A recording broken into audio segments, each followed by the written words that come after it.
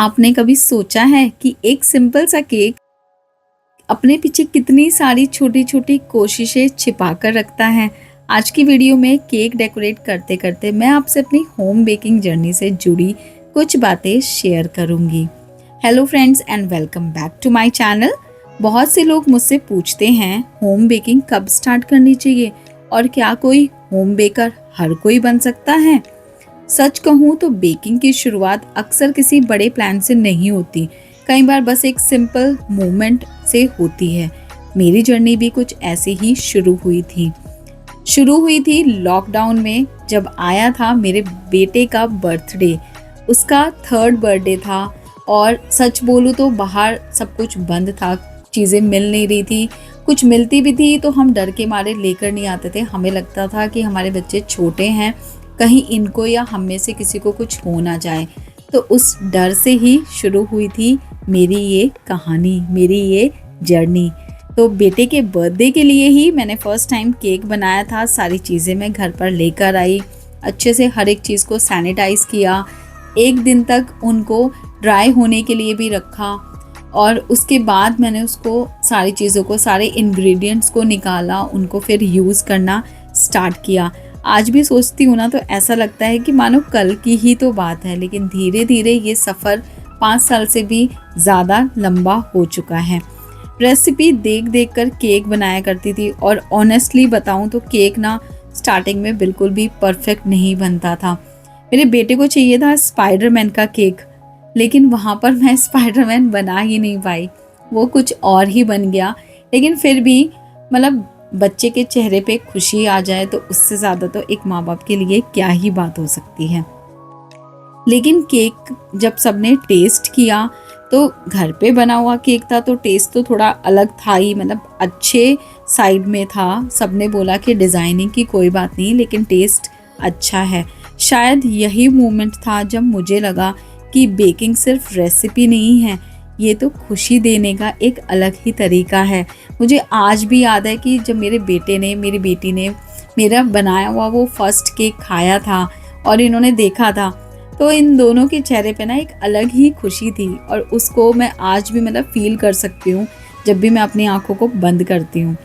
लेकिन जर्नी इतनी स्मूथ भी नहीं रही। शुरुआत में कई बार ऐसा भी हुआ कि केक ठीक से राइज नहीं हुए, स्पॉन्ज ख़राब हो गया, कई बार जल गया और कई बार बीच में से वो सिंक हो गया, टाइम नहीं था, फिर दोबारा से उसको बेक करो, ना जाने कितनी सारी चीज़ें। और इसके साथ साथ जो होती थी वो थी फ्रस्ट्रेशन। वो भी मेरा साथ कभी नहीं छोड़ती थी, हमेशा मैं फ्रस्ट्रेशन में ही रहती थी। मेरे दिमाग में ना हर टाइम ये चीज़ चलती रहती थी कि यार मैं ये केक को कैसे बनाऊँ, ये डिज़ाइन कैसे बनेगा, इस केक का डिज़ाइन का ऑर्डर मुझे क्यों नहीं मिल रहा है, मुझे भी ये केक बनाना। मेरी पूरी दुनिया मानो मेरी बेकिंग और मेरे केक में ही घूमती रहती थी। मुझे हर तरफ सिर्फ वही चीज़ें नज़र आती थी। एक बार तो ऐसा भी हुआ कि मैंने पूरा केक डेकोरेट कर लिया और उसके बाद मुझे समझ में आया कि मैंने इसकी जो क्रीम है वो ढंग से विप ही नहीं करी और उसकी वजह से जो मेरा केक था वो हल्का हल्का फ्रिज में रखा हुआ ही टिल्ट होने लगा। और जब केक टिल्ट होने लगा तो टिल्ट हुआ केक तो आप क्लाइंट को नहीं दे सकते। तो तब मैंने क्या किया कि वो केक फिर से दोबारा बनाया और दोबारा जब मैं उसको बना रही थी, लिटरली मेरी आंखों में ना आंसू थे। रोते हुए मैंने वो केक पूरा किया था। अब सोचती हूँ तो अब हंसी आती है उन बातों पे कि यार वो भी एक टाइम था। चलो खैर, यही लर्निंग थी। उस दिन लगा तो मुझे बहुत बुरा था, पर कोई नहीं। बेकिंग में पेशेंस बहुत ज़रूरी है। अगर केक कम्प्लीटली कूल ना हो या क्रीम की कंसिस्टेंसी सही ना हो तो डेकोरेशन परफेक्ट नहीं बनता। धीरे धीरे प्रैक्टिस करते करते ना चीज़ें अपने आप समझ आने लगती हैं। अब जब मैं केक डेकोरेट करती हूँ तो हर स्टेप ना थोड़ा ईजी भी लगता है और पहले से ही मुझे क्लियर होता है और मुझे पता होता है कि हाँ, इसके बाद मुझे ये चीज़ लगानी है, ये ऐसे होगी, ऐसे यूज़ करना है, स्पैचुला को इस साइड से पकड़ना है और मुझे यहाँ से इसको कट करना है, इतनी इसकी हाइट आनी चाहिए, इतना इसके सरकमफेरेंस होना चाहिए। ये सब चीज़ें फिर इजी लगने लगती हैं। जैसे अभी इस केक को मैं डेकोरेट कर रही हूँ तो मैं ना इसमें भी सबसे पहले मैंने क्रम कोटिंग की है। क्योंकि क्रम कोटिंग जब भी आप कोई केक बनाते हो, मैं पहले भी अपनी वीडियोस में ये बात बता चुकी हूँ, क्रम कोटिंग एक बहुत ही इम्पॉर्टेंट स्टेप है। इससे ही आपकी जो फाइनल फिनिशिंग है केक की वो डिपेंड करती है। अगर आपने क्रम कोटिंग अच्छे से कर ली तो आपकी जो फाइनल फिनिशिंग है वो बहुत अच्छी होती है, बहुत स्मूथ हो जाती है। और उसके बाद शुरुआत में ना मुझे इसकी इम्पॉर्टेंट नहीं पता थी, मैं अक्सर गलतियाँ कर देती थी। मुझे लगता था कि चलो जल्दबाजी में केक बना के देना है, क्लाइंट आने वाला है या कुछ भी, तो उसकी वजह से मैं इतनी इम्पोर्टेंस इसको नहीं देती थी। पर मुझे धीरे धीरे ये चीज़ें समझ में आई। तो अब मैं केक पर फाइनल फ्रॉस्टिंग कर रही हूँ, उसकी फाइनल डिज़ाइनिंग कर रही हूँ। इस स्टेज पे क्रीम की जो कंसिस्टेंसी है वो बहुत मैटर करती है। अगर क्रीम ज़्यादा सॉफ्ट होगी तो डिज़ाइन होल्ड नहीं करता, और अगर ज़्यादा हार्ड हो जाती है तो फ्रॉस्टिंग स्प्रेड करना मुश्किल हो जाता है।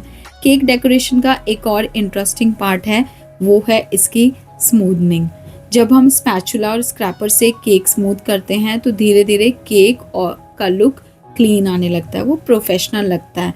लेकिन उसको परफेक्ट प्रोफेशनल बनाने के लिए आपको शार्प एजेस बनानी आनी चाहिए। शार्प एजेस के लिए तो खैर आपको टाइम लगेगा, स्टार्टिंग में आप शार्प एजेस नहीं ला पाओगे जब तक 15 से 20 केक आपके ना बन जाएं। लेकिन अगर आप प्रैक्टिस करते रहोगे तो वो चीज़ अचीव करने में ज़्यादा टाइम भी नहीं लगेगा। अब मैं इस केक को डेकोरेट कर रही हूँ। इसका जो क्रीम वर्क था वो पूरा हो चुका है। तो मैं यहाँ पर ना ये गोल्डन डस्ट यूज़ करके ये जो मैंने वेव्स टाइप में कुछ नीचे डिज़ाइन बनाया है पैलेट नाइफ से, इसको थोड़ा सा और ज़्यादा उभारने की कोशिश कर रही हूँ ताकि ये थोड़ा सा ना और एक्स्ट्राऑर्डिनरी लगे, हल्की सी इसके ऊपर गोल्डन डस्ट लगाने से। केक डेकोरेशन में ना ज़रूरी नहीं होता कि आप डे 1 से, मतलब फर्स्ट केक में ही आप बिल्कुल कॉम्प्लिकेटेड सा कोई डिज़ाइन ले लो। कई बार सिंपल से डिज़ाइन होते हैं, वो भी बहुत एलिगेंट होता है। जैसे ये वाला केक है, ये भी काफ़ी सिंपल है, बस इसके ऊपर थोड़ा सा ये पैलेट नाइफ का थोड़ा सा नीचे डिज़ाइन है, अदरवाइज़ ऊपर से ये बिल्कुल प्लेन केक है।